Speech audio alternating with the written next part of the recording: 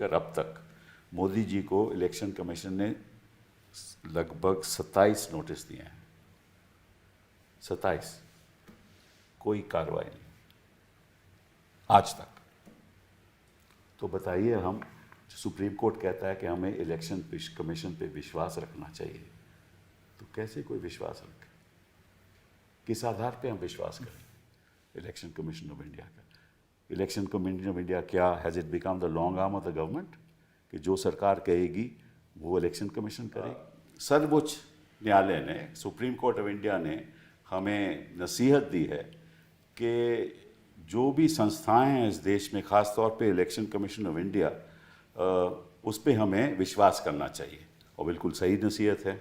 हम भी चाहते हैं कि कोई भी संस्था इस देश में हो, चाहे वो इलेक्शन कमीशन हो, चाहे वो हमारे न्यायाधीश हों, चाहे गवर्नर साहब हों, चाहे यूनिवर्सिटीज़ के वाइस चांसलर्स हों, चाहे प्रधानमंत्री जी हों, हमें सब पे विश्वास करना चाहिए। लेकिन सवाल ये उठता है कि जो उनका कामकाज होता रहा है पिछले कई वर्षों से, क्या वो इस लायक हैं? क्या उन पे हम विश्वास कर सकते हैं? इसी संदर्भ में आज हम इलेक्शन कमीशन ऑफ इंडिया के बारे में बात करेंगे। और हमारे पास there are three very, very important people with us who are going to participate in this discussion. बाईं तरफ हमारे पास जस्टिस मदन लोकुर हैं। Thank you very much, sir, for being here. Thank you. Lavasa साहब, thank you very much Thank for you. being here. Thank you very much. मेरे दोस्त, ख़ास दोस्त दुष्यंत दवे जी, all for being here. शुरुआत मैं करता हूँ एक बयान से। वो बयान बड़ा इंटरेस्टिंग है। वो बयान मोदी जी का है और मई 8, 2014 आजमगढ़ से मोदी जी ने कहा, and I will read. Election commission के बारे में इन्होंने आरोप लगाया, and I am quote, polling should be free and fair.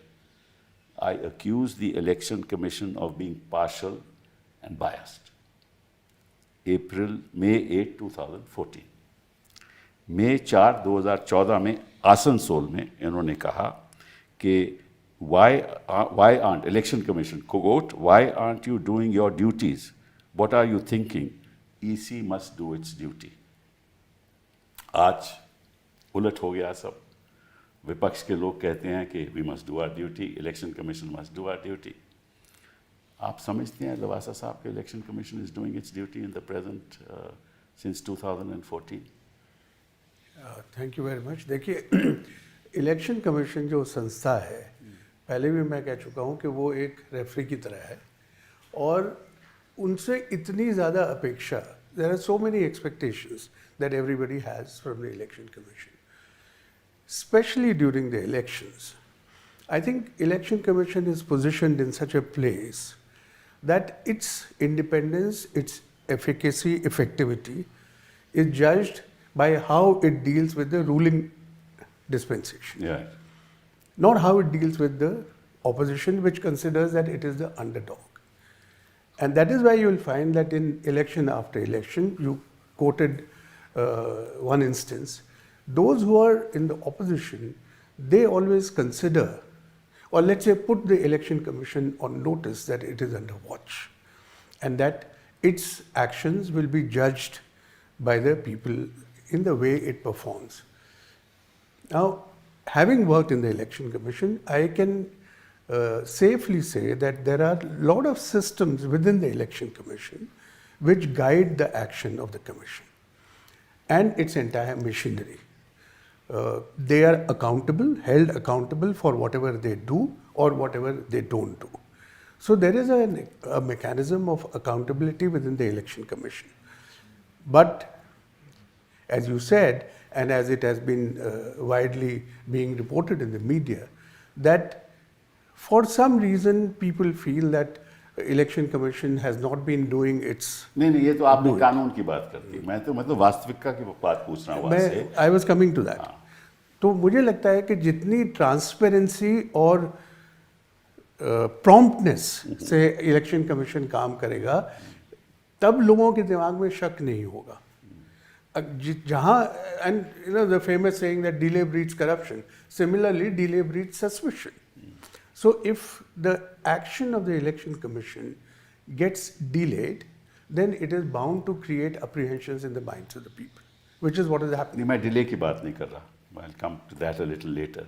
जिस तरह से बयानबाजी हो रही है, प्रधानमंत्री जी कर रहे हैं, जिस तरह से हमारे होम मिनिस्टर साहब अमित शाह जी बयानबाजी कर रहे हैं, जिस तरह से बाकी लोग भाजपा के कर रहे हैं और ऐसे ऐसे आरोप लगा रहे हैं और जिस तरह से विवाद पैदा कर रहे हैं समाज में, जिसके ऊपर election commission of India action नहीं लेती और आपको मालूम है, उसके बारे में हम चर्चा करेंगे अभी, तो उसके बारे में आप क्या कहते हैं? जैसा मैंने कहा कि मैं तो इस पक्ष का हमेशा से रहा हूँ और अभी भी हूँ, that there should be complete transparency in the functioning. Every complaint should be put on the website of the Election Commission. The action taken by the Commission should be similarly uploaded. And then it is for the people to decide what they decide ultimately, what the decision of the Election Commission is could be a matter of debate. But at least they should be taking action immediately on all the complaints. Which they have not been doing. Which if they have not been doing, then that is unfortunate. Sir, may I ask you the same question, and I will quote to you the Model Code of Conduct. It is section 1.1. It says, quote, no party or candidate shall include in any activity which may aggravate existing differences or create mutual hatred or cause tension between different castes and communities, religious or linguistic. और जिस तरह से बयानबाजी हमारे प्रधानमंत्री जी कर रहे हैं, अमित शाह जी कर रहे हैं कि मंगलसूत्र आपका छीना जाएगा, एक कम्युनिटी को दिया जाएगा और इलेक्शन कमीशन उस पर कोई कार्रवाई नहीं करती, तो क्या करें हम? You see, I think that it's very unfortunate that the election commission is not taking action. Now, the action that they have taken is that the leader of the political party, उनको notice गया है, ठीक है, कांग्रेस का भी और BJP का भी. जी हाँ. Now, and they have taken time. Right. They said that we want to file a reply. I think these are issues that should be dealt with immediately. ये नहीं कि एक हफ्ते के बाद आप जवाब दें और उसके बाद सुनाई हो, फिर उसके बाद एक हफ्ता और लगे फैसला दें. आप उनको कहिए कि आपने ये कहा है, इसकी ये रिकॉर्डिंग है, आप इसके बारे में क्या कहना पहले चाहते तो कैंडिडेट को बोले ना, जिसने बोला है. हाँ, उसको कैंडिडेट को बोलना चाहिए. कैंडिडेट को बोलना चाहिए definitely. But if they have done it to the political party, I think they should do it to the political party also. दोनों को करना चाहिए. But model code of conduct तो केवल कैंडिडेट की बात. हाँ, that's alright. But even otherwise, I think the party is equally responsible. They should tell their people that don't make statements like this. Now, if the political party or the leader of the political party doesn't have the courage to tell the speaker what to do, well,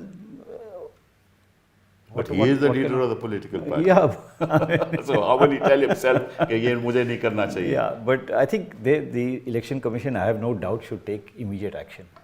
They should take quick action. Dushyant जी. देखिए कपिल जी, ये बहुत ही पेचीदा मामला है. हिंदुस्तान एक लोकशाही लोकतंत्र है, इतना ही नहीं है, बट पूरे विश्व की सबसे बड़ी लोकशाही है. और ये लोकशाही लोकतंत्र का मीनिंग बहुत ही इम्पॉर्टेंट है हमारे लिए. जो कॉन्स्टिट्यूशनल फ्रेमर्स ने स्कीम दी है कॉन्स्टिट्यूशन में, और जो जो इंस्टीट्यूशंस को खड़े किए, इलेक्शन कमीशन ऑफ इंडिया एक है, जुडिशरी दूसरी है, इनको चेक्स एंड बैलेंस रखते हुए उनको ऐसे ठोस कदम उठाने चाहिए कि भाई ये लोकशाही को किसी तरह से आंच ना आए, इसको किसी तरह से धक्का ना लगे. अब ये बहुत ही इंपॉर्टेंट है. देखिए, एक बहुत इंटरेस्टिंग ऑब्जर्वेशन है कि जब फंडामेंटल राइट्स कमेटी मिली थी under the chairmanship of Sardar Patel, none other than Sardar Patel, उन्होंने तो यहां तक बोला था कि right to vote should be part of fundamental rights under article 19, किंतु वो एक्सेप्ट नहीं किया गया. बट यहां तक अगर कॉन्स्टिट्यूशनल फ्रेमर्स मानते थे कि लोकशाही का वो महत्व है, आज हर एक इंसान जो नागरिक जिसको वोट का हक है, जब वो वोट करता है तो उसके मन में ऐसी कोई शंका नहीं रहनी चाहिए कि मेरा वोट सही दिशा में गया है कि नहीं गया है. और मेरे वोट लेने के लिए अगर कैंडिडेट मेरे वोट को डिफ्लेक्ट करने के लिए ऐसी प्रैक्टिसेस अडॉप्ट करते हैं जो सही नहीं है, जो कानून में सही नहीं है, तो ऐसी प्रैक्टिसेस को रोकने के लिए, उसको जड़ से खत्म करने के लिए इलेक्शन कमीशन की एक नैतिक और कॉन्स्टिट्यूशनल जिम्मेवारी है। इसके लिए तो जरूर कह सकता हूं कि प्रधानमंत्री के जो विवादास्पद स्पीचेस रहे पिछले 2 हफ्ते में, वो एकदम माइनॉरिटी कम्युनिटी को टारगेट करते हुए और वो क्लियरली रिलीजन का इस्तेमाल करते हुए हिंदुओं से वोट की अपेक्षा कर रहे हैं। अब ये this is clearly unlawful. Section 123 में इसका क्लियर प्रोहिबिशन है, मॉडल कोड ऑफ कंडक्ट में तो है ही। तो ऐसा तो नहीं हो सकता है कि भाई आपने कर लिया और कल आपका इलेक्शन इलीगल ठहराया जाएगा। Election commission has to make sure कि कैंडिडेट और उसकी पार्टी ऐसे विवादास्पद विधान न करे जो कि कानून के खिलाफ है, और उसको आज ही रोक दे। नहीं कि इलेक्शन के बाद उस कैंडिडेट को आप बोले कि आपका इलेक्शन इलीगल है। और सुप्रीम कोर्ट की कॉन्स्टिट्यूशन बेंच ने तो बहुत क्लियरली बोल दिया है कि किसी तरह से आप धर्म का या कास्ट का या कम्युनिटी का कोई ऐसा विवादास्पद उपयोग करे अपने इलेक्शन में वोट लेने के लिए, तो it is illegal, you are liable to be मैं डिस्क्वालीफाइड। आपसे एक सीधा सवाल पूछूंगा आप तीनों से, और मैं आपको बयान आपको पढ़ना चाहता हूं। प्रधानमंत्री जी ने, और ये मैं आपको डेट भी बता दूं, 21 अप्रैल 2024 में बांसवाड़ा में उन्होंने ये कहा, and I'll read it in English and explain. When the Congress-led government was in power, they had said Muslims have the first right over the country's assets. This means that they will distribute wealth to those who have more children and those who are infiltrators. Is this acceptable to you? Is the quote. मतलब कि आप जो देश की संपत्ति है वो उन लोगों को देने जा रहे हैं कांग्रेस पार्टी जो घुसपैठी हैं, जो इन्फिल्ट्रेटर हैं। क्या और दलील की समाज के सामने कि क्या आप ये बात स्वीकार करोगे? Now this is a direct violation of section 153A of the penal code, right? It is a direct violation of the moral code of conduct. There is no need to give any notice to anybody. Even if you have to give notice, you give a notice for 1 day. तो मैं आप तीनों से ये सवाल पूछा हूँ, in the light of this बयान, what should the election commission have done? I think they have to act. They had to act immediately. There is no option. In the good old days, जैसे आपको याद होगा कि जब cricket match होते थे और जब DRS और सब नहीं होता था, तो अंपायर को ही फैसला करना पड़ता था कि नहीं, भाई वो तो ठीक है, वो नहीं कर रहे, पर आप नहीं, मैं वही कह रहा हूँ। और फिर ये हो गया कि उसको DRS की फैसिलिटी मिल गई, तो चलो इमीडिएटली नहीं किया, 2 मिनट बाद 1 मिनट बाद फैसला हो उसको गया। तुरंत करना चाहिए था। तुरंत फैसला करना चाहिए। और ये तो जो उल्लंघन है, ये तो उल्लंघन है जो साफ है। नहीं, उल्लंघन है या नहीं वो तो नहीं, वो इलेक्शन तो मैं कमीशन डिटरमिन देखिए, करेगा। मैं आपकी राय पूछ रहा हूँ, ये हम आपके मेरी राय में तो कोई भी रेफरेंस किसी भी रिलीजन की तरफ, मैं आपकी पूछ रहा हूँ, not only this, in any reference to any religion during election, I think is a ये violation. रिलीजन की भी बात नहीं है। ये आप कह रहे हो कि देश की संपत्ति एक पार्टी चाहती है कि घुसपैठियों को दी जाएगी जिनके ज्यादा बच्चे हैं। ये तो मतलब कि इतना विवादित बयान है। मैं सोच भी नहीं सकता कि इलेक्शन कमीशन कोई पार्टी को नोटिस देगी। इस बयान से तो आपको तुरंत ये कहना चाहिए कि प्रधानमंत्री जी अब प्रचार नहीं कर सकते कुछ दिनों के लिए। मेरी ये राय है, हो सकता है कि मैं गलत हूं। देखिए, मैंने कांग्रेस का मैनिफेस्टो बहुत केयरफुली पढ़ा है, कांग्रेस पार्टी का, और कांग्रेस पार्टी के मैनिफेस्टो में एक शब्द नहीं है जो ऐसा बोलता है Correct. कि वेल्थ लोगों से लेकर किसी और लोगों को दी जाएगी। इनफैक्ट कांग्रेस पार्टी के मैनिफेस्टो में ये यहाँ तक लिखा है कि देश में वेल्थ क्रिएट करने के लिए हमें बिजनेस कम्युनिटी को एनकरेज करना चाहिए। करेक्ट। कांग्रेस पार्टी ये बोलती है। कांग्रेस पार्टी का मैनिफेस्टो पूरा हमारे संविधान के जो प्रियम्बल है, उसके जो हमारे कॉन्स्टिट्यूशन के मेन ऑब्जेक्टिव्स है, उसके पर आधारित कि equality, social justice, equal distribution of wealth amongst all citizens, ऐसी कोई बात नहीं है। प्रधानमंत्री जो बोले हैं वो सरासर झूठ बोले, और ये बहुत दुख की बात है कि एक दुनिया के सबसे बड़े लोकतंत्र का प्रधानमंत्री ऐसा झूठ बोल सकता है? और वोट के लिए उन्होंने दो चीज किया, एक तो कांग्रेस के खिलाफ झूठ बोले, दूसरा मुस्लिम कम्युनिटी के लिए खूब बेहुदा बयान किया। तो ये मैं समझता हूं कि इसमें तो इलेक्शन कमीशन को आधे घंटे तक भी वेट नहीं करना चाहिए। इलेक्शन कमीशन ने बहुत सारे नेताओं को, सुरजेवाला से लेके अभी केसी राव तक, उनको बोल दिया कि आपको 2 दिन के लिए या 4 दिन के लिए इलेक्शन रेंज में से सस्पेंड किया जाता है। तो ये प्रधानमंत्री के सामने करने की उनकी कॉन्स्टिट्यूशनल जिम्मेवारी थी। ये क्लियर कट केस था, इसमें कोई सोचने की बात ही नहीं थी। और बिकॉज ये दिखाता है क्लियरली ये जो बिहेवियर है, और इसके बाद भी उन्होंने 3 दिन लगातार ऐसे विवादास्पद विधान किए हुए हैं, ये क्लियरली दिखाता है कि election commission has forfeited its right to be election commission. मैं तो कहता हूं कि election commission frankly deserves to be suspended during this election. ठीक है, आपने मर गया Because this is not the way election should be conducted. It is a great disgrace that this election is going to be so damn polarized that people will be, even right-thinking people.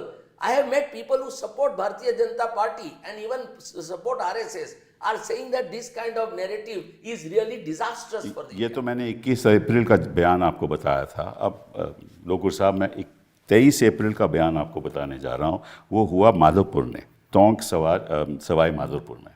तो उन्होंने कहा कि manifesto, Congress party के manifesto ये लिखा है कि आपकी संपत्ति को सर्वे करेंगे और आपके स्त्री धन और मंगलसूत्र को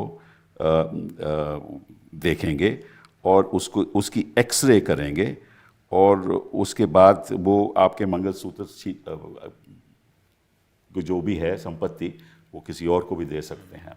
तो the exact words are, you would know that they have written in the manifesto that they will survey your property, survey the Istridhan, the Mangalsutra held by our mothers and sisters. One of the leaders said in a speech that the X-ray will be conducted, meaning if there is anything kept in the Bajra box inside your house, then that too will be discovered through the X-ray. Yeah.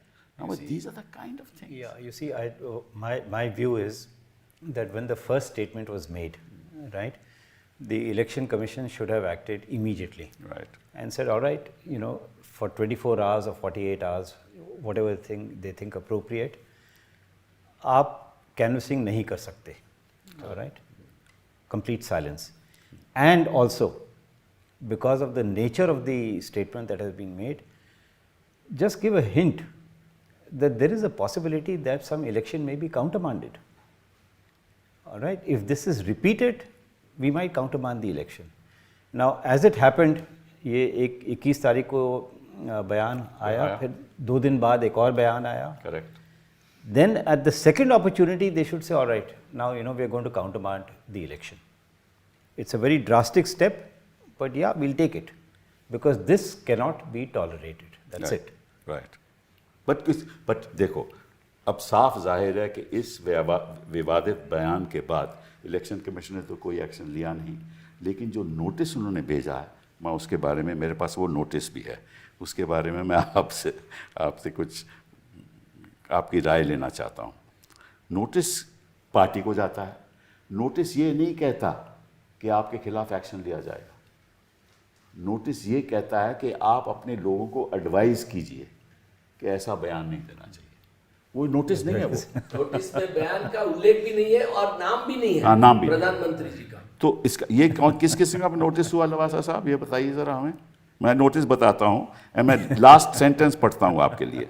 He says, accordingly, I am directed to forward a copy of the representation made by Indian National Congress, representation made by the Communist Party, and other representation, with the direction to send comments to the Commission late by 11 o'clock on 29/4. You are also directed as President of the party to bring to the notice of your star campaigners to set high standards of political discourse and observe provisions of MCC in letter and spirit. ये कौन सा notice हुआ भाई साहब, ये ज़रा बताइए हमें। यू आर राइट कि जैसे जब गाड़ी चलाते हैं तो ट्रैफिक वायलेशन तो जो ड्राइवर है उसका होता है, और जो ओनर है उसकी भी लायबिलिटी है, लेकिन शायद वाइकेरियस लायबिलिटी नहीं, इसकी कोई पार्टी की कोई लायबिलिटी नहीं, इसमें नहीं है, इस केस में नहीं, मैं तो ड्राइविंग वैसे रहता है। तो लेकिन जबकि नोटिस जो पार्टी को दिया गया है, और जैसे जस्टिस लोकुर ने कहा, मैं भी इसका हक हूँ, इस हक में हूँ कि पार्टी को भी जिम्मेदारी लेनी चाहिए। और मैं क्यों कह रहा हूँ ये, एक तो जब इलेक्शंस अनाउंस हुए थे तो चीफ इलेक्शन कमिश्नर ने ये कहा था कि हमने पार्टीज़ को आगाह किया है, हमने पूरे मॉडल कोड ऑफ कंडक्ट के डॉक्यूमेंट्स और गाइडलाइंस उनको भेजे हैं कि सारे अपने स्टार कैंपेनर्स के नोटिस में लाएं, so that there is no violation. It is a fact that as per today's model code of conduct, there is no specific provision to give a notice to the party. But I think parties should take the responsibility also. No, but here the opposite is happening. They are not forcing the candidate to take responsibility. They are asking the party to take responsibility. It's just the opposite. Kapil, I can describe in one word. This is a abject failure of election machinery. No doubt. And if it is an abject failure of election machinery, something drastic has to be done, in this country, because Kaun this karega? is we can. Ultimately, it's the Supreme Court which has checks and balances. Suo moto, they should take action. They should take suo moto. If the election is going to be deflected on the grounds of religion as it is being done on a daily basis, then the Supreme Court has a constitutional duty and obligation to intervene to stop this nonsense. Others? Yeah, I think they should. But like I said, before it goes to the Supreme Court, what about countermanding the election? Election national countermart. No, that- not national. That the election That one- commission will do. Yeah. If it is not willing to even give a notice to नहीं, ये Mr. problem- Modi, it's not going to do countermanding. जो आपने कहा वो हो नहीं सकता, हाँ, because ये इलेक्शन किसी एक इलेक्शन के लिए नहीं है. This is national. No, I know, but the place where the speech was made, No. that particular election, in No, that but that's particular on constituency- Congress manifesto impacts every constituency in this No, country. correct, but then Therefore, you- it can't Kapil, be- I think you this- countermand नहीं हो सकता. Kapil, I think this has vitiated the entire election process in the country. नहीं वो तो साफ And I must say sadly that because of the singular silence of the election commission, it has now become a party to this kind of effraction of law by Mr. Modi and his colleagues. According to me, election commission is a co-conspirator, and it has therefore very seriously affected the very independence of this election process in 2024. So I don't know, there is no other way one can, because BJP has scored a brownie point. They have now told their voters that please vote for us, because Congress manifesto is a completely bogus manifesto. It's going to take away your wealth, give it to the Muslim community. Now it will have an impact on the innocent minds of the voters. So how do you now cannot- disabuse that mind? You can't disabuse that mind unless somebody like Supreme Court steps in and says that this was wrong, and therefore we tell people of the country that do not be swayed by this. Otherwise, how do you stop the damage? शायद आपको हाँ, sorry. Sorry, just coming back to the so-called notice. I don't think it's a notice. It's not, that's what I said, it's not notice at all. It's like an advice. Exactly. Now that is not what the election commission is supposed to do. Exactly. I think they should have just given a notice and said, well, this is what has happened. शायद आप लोगों को मालूम नहीं कि 2019 से लेकर अब तक मोदी जी को इलेक्शन कमीशन ने लगभग 27 नोटिस दिए हैं. 27. कोई कार्रवाई नहीं आज तक. तो बताइए, हम सुप्रीम कोर्ट कहता है कि हमें इलेक्शन कमीशन पे विश्वास रखना चाहिए, तो कैसे कोई विश्वास रखे? किस आधार पे हम विश्वास करें इलेक्शन कमीशन ऑफ इंडिया का? इलेक्शन कमीशन ऑफ इंडिया क्या, has it become the long arm of the government कि जो सरकार कहेगी वो इलेक्शन कमीशन करेगी? तो तभी तो शक पैदा होता है कि अगर यही काम कर रही है इलेक्शन कमीशन तो मशीन पे भी शक पैदा होता है. देखिए, सुप्रीम कोर्ट के जजेस आइवरी टावर में तो नहीं रहते हैं, रोज अखबार पढ़ते हैं. उन्होंने भी देखा होगा, वो भी कानून जानते हैं, वो भी सेक्शन 123 जानते हैं, वो of representation of people act, वो भी मॉडल कोड ऑफ कंडक्ट जानते हैं, वो भी 153A जानते हैं, वो भी सेडिशन जानते हैं. So these statements are, according to me, so serious. That's also likely to happen. Yes, they can do anything. Today the government can do anything. It's very When sad. it comes to citizens, when it comes to critics, when it comes to even stand-up comedians, this government has very unusual yardsticks, And sadly, the judiciary is unable to protect. We are seeing time and again. I remember Bhagwati के वक्त में भगवती जज साहब कि वो खुद ब खुद सुओ मोटो नोटिस लेते थे, कोई ऐसी कोई बात हो खुद नोटिस लेते थे और सरकार को पूछते थे कि बताइए, जवाब दीजिए, चाहे वो राज्य सरकार हो चाहे वो केंद्र सरकार हो। अब यहाँ तो सुप्रीम कोर्ट कुछ करती ही नहीं है।